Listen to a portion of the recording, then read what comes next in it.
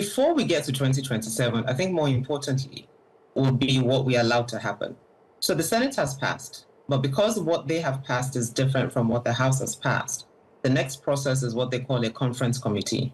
So they would have members of the House of Representatives and members of the Senate, I think 6 or 7 members from each of the chambers, who will then meet and then have a discussion of, okay, what would then be the National Assembly's final output that will get passed.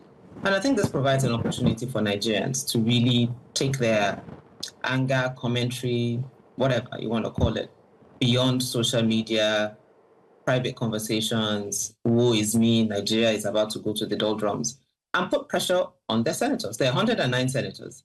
Every one of us, every one of the 90-something odd million registered voters that the former INEC chairman mentioned has a senator.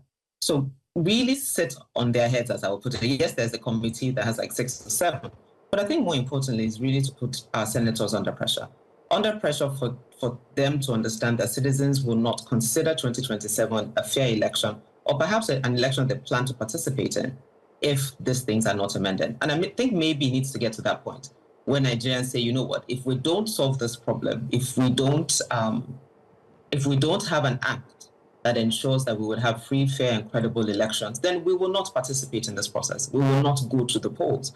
And maybe that threat, or really that forcefulness on the part of citizens, will get us moving somewhere.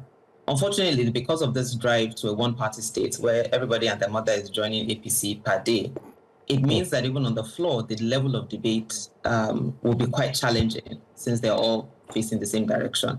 But I think, and this is where citizens have a huge role to play, in really saying that you were elected to represent us, and this is what we demand.